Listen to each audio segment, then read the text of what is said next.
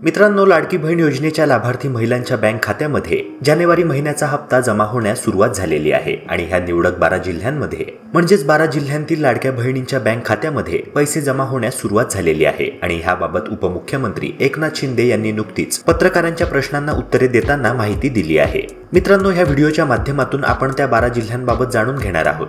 तसेच मित्रांनो, महायुती सरकारवर राष्ट्रवादी शरद पवार गटाचे नेते रोहित पवार यांनी जहाल टीका केली आहे। त्यांनी अशी खरमरीत टीका का केली ते देखील व्हिडिओच्या माध्यमातून आपण जाणून घेणार आहोत। तत्पूर्वी व्हिडिओला लाईक करून चॅनलला नक्की सबस्क्राईब करा। अशाच प्रकारची अत्यंत महत्त्वपूर्ण अपडेट्स मी तुमच्यापर्यंत आणत असतो। मित्रांनो, ज्या 12 जिल्ह्यांची निवड करण्यात आली आहे त्या 12 जिल्ह्यांची नावे म्हणजे नागपूर, वर्धा, अमरावती, अकोला, बुलढाणा, जालना, औरंगाबाद, नाशिक, अहमदनगर, पुणे, सातारा आणि सांगली। मित्रांनो, ह्या 12 जिल्ह्यांपैकी जर एका जिल्ह्याचे तुम्ही रहिवासी असाल तर कमेंट सेक्शनद्वारे नक्की कळवा, कारण तुमच्या मोबाईलवर लवकरच असा मेसेज येणार आहे की जानेवारीचा हप्ता 1500 रुपये तुमच्या खात्यात जमा झाले आहेत। होय मित्रांनो, आता सध्या तरी तुमच्या खात्यात 1500 रुपये जमा होणार आहेत। महिला व बालविकास मंत्री आदितीताई तटकरे यांनी याबाबत माहिती देताना म्हटले आहे की जोपर्यंत महायुती सरकार नवीन अर्थसंकल्प मांडत नाही तोपर्यंत लाडक्या बहिणींना जितके पैसे मिळत आलेत, म्हणजे जितक्या रुपयांचा हप्ता त्यांच्या खात्यामध्ये आतापर्यंत जमा झाला तितकाच मिळत राहणार। मार्च महिन्यामध्ये महायुती सरकार नवीन अर्थसंकल्प सादर करणार आहे आणि नेमक्या त्याच अर्थसंकल्पामध्ये लाडकी बहीण योजनेचा हप्ता 1500 रुपयांवरून 2100 रुपये करण्याबाबतची तरतूद करण्यात येणार आहे। आणि मग मित्रांनो, एप्रिल महिन्यापासून लाडक्या बहिणींना 1500 रुपयांऐवजी 2100 रुपयांचा हप्ता त्यांच्या बँक खात्यात मिळणार आहे। म्हणजेच मित्रांनो, डिसेंबर महिन्याचा 1500 रुपयांचा जसा हप्ता तुमच्या खात्यामध्ये जमा झाला त्याचप्रमाणे जानेवारी, फेब्रुवारी आणि मार्च ह्या येणाऱ्या 3ही महिन्यांचे हप्ते देखील 1500 हजारांचेच असणार आहे। तेव्हा ह्याबाबतचं कुठलंच कन्फ्युजन तुमच्या मनात राहू देऊ नका। मित्रांनो, आता रोहित पवार यांनी महायुती सरकारवर का टीका केली ते देखील जाणून घेऊया।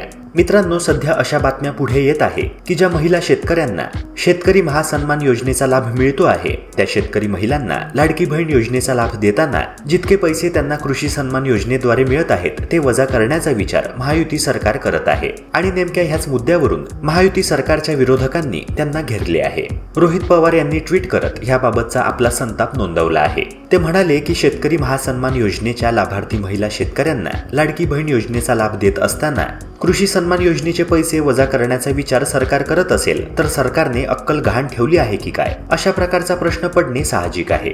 यासोबतच 20 लाख शेतकरी महिला नावडत्या बहिणी आहेत का, अशा प्रकारचे वृत्त त्यांनी आपल्या ट्विटला जोडले आहे। मित्रांनो, ह्या बातमीमध्ये असे लिहिण्यात आले आहे की विधानसभा निवडणुकीत गेम चेंजर ठरलेल्या मुख्यमंत्री लाडकी बहीण योजनेतून 20 लाख शेतकरी महिलांच्या लाभाला कात्री लावण्यात येणार आहे। या महिलांना वार्षिक 18,000 रुपयांऐवजी नमो शेतकरी महासन्मान योजनेअंतर्गत देण्यात येणारे 6,000 आणि थेट लाभ हस्तांतर योजनेत मिळालेल्या लाभाची रक्कम वजा करून पैसे देण्यात येणार आहेत। मित्रांनो, रोहित पवार यांनी महायुती सरकारवर हे जे गंभीर आरोप केले आहेत त्यावर आदितीताई तटकरे, ज्या महिला व बालविकास मंत्री आहेत, त्यांनी पत्रकारांपुढे स्पष्ट भूमिका मांडली आहे। त्या म्हणाल्या की लाडकी बहीण योजनेच्या आदेशामध्ये असे स्पष्ट लिहिले आहे की इतर योजनांचा लाभ घेणाऱ्या महिलांना अन्य योजनेतून लाभ घेतलेल्या रकमेच्या वरील रक्कम लाडकी बहीण योजनेतून देण्यात येणार आहे।